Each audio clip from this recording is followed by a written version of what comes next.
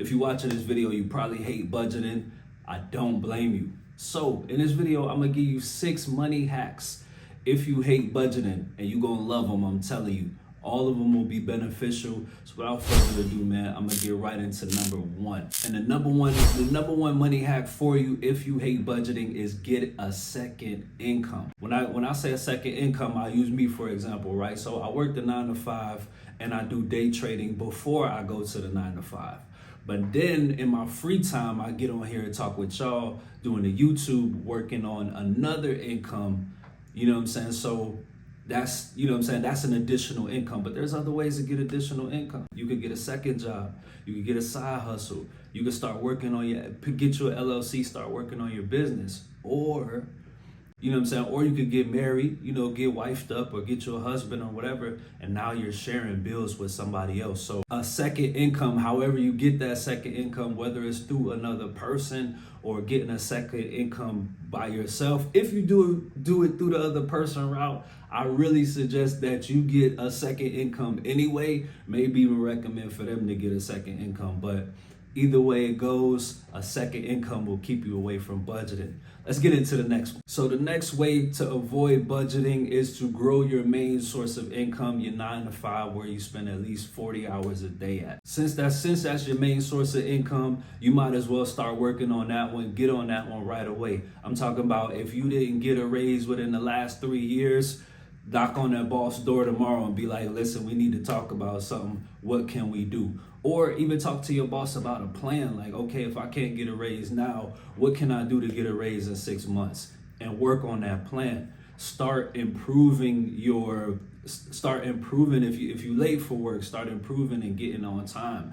Look for training or whatever the case is, courses, but talk to your boss about a raise and have your boss give you a structure. So that way, when it's time for your review, you like, listen, I did what you said, where the money at. So grow your main income. If your main income is your own business, look for other additional streams of income. I'll give you an example. If you're a dog walker, you know what I'm saying, and you charge people just to walk their dog or whatever, you know what I'm saying, start charging them. Hey, I do nail trims too. I do baths too. You know, I do nail trims. I'll charge you extra to Dremel them. A lot of people don't know how to do that, and it's harder work. So look for, if you got a side hustle, whatever, look for additional money streams that side hustle or business could generate for you. But either way it goes, you need to increase your main income. And the first one, you need a second income. All right, we get through this list kind of quick. Number 3, negotiate bills. If you don't want to budget and be paying attention to your money all the time, you want to make sure that you negotiate bills that are negotiable or things that are negotiable. I remember my first job working at Home Goods, somebody brought something up and negotiated it. And there's no negotiating at Home Goods, but I think they were like, oh, this is, you know, there's a little mark on this. Can you discount it? And I called the manager discounted it for him. So you can negotiate things that aren't even negotiable. But you do want to negotiate bills and make sure that if your bill can be lowered, then find that out. There are apps, and I don't remember the name, but I'll put it somewhere. I'll put the link in the description, and I'll put a picture somewhere in the corner. But there are apps that can negotiate bills for you and decrease bills based on your bank account, to look at the bill and negotiate those bills for you or lower those bills. Other bills or payments or whatever that are negotiable. You can negotiate buying a car. You can negotiate buying a house. You can negotiate medical bills. If you go to fairhealthconsumer.org or fairhealthconsumer.com, I'll put that link somewhere on here too so y'all can see it.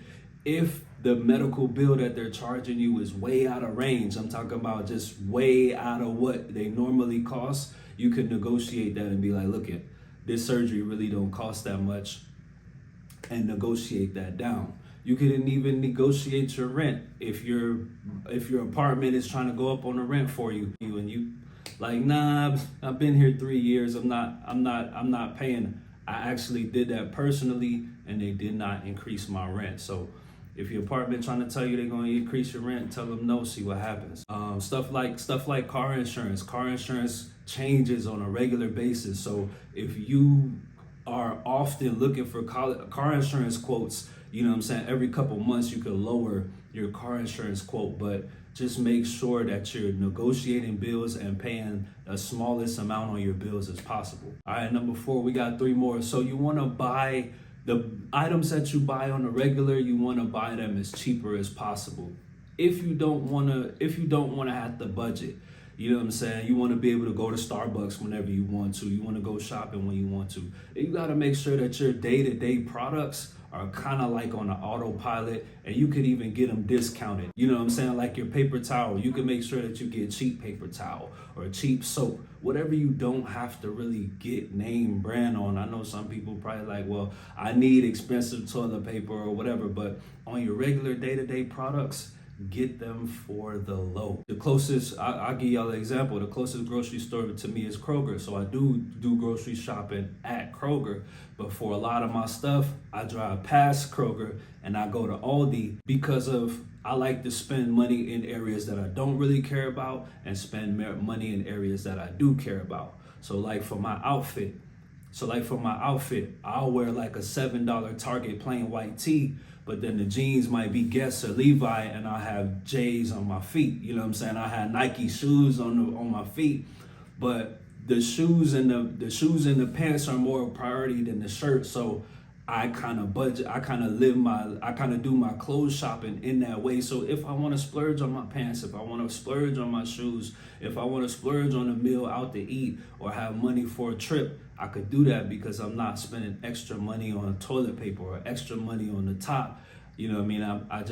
I kind of prioritize certain things and minimize the others. So just make sure that most of your buying or your unnecessary products, make sure you're getting them cheaper. All right, we down to the last 2. So the last 2 very important ones. Let's get into the next one, is paying off debt. Paying off debt is a killer, man. I'm telling you, it's a killer. I had 6 or 7 credit cards I had to pay off. They were all maxed out. And reading the Dave Ramsey Total Money Makeover, that gave me the tools and kind of showed me how to pay off all the debt. I'm not really gonna get into it. I got videos about it. Y'all can read the book, but I paid off all of my credit cards, y'all.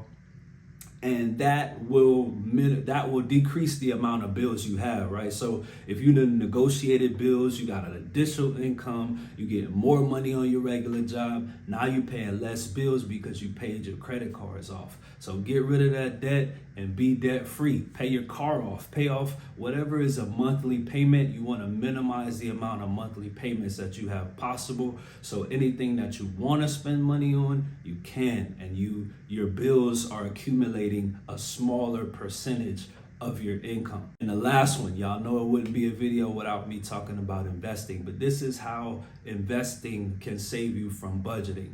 Y'all know with inflation, prices just keep going up and keep going up. So you need your money to go up, because if you did the other steps, that'll keep you from budgeting right now.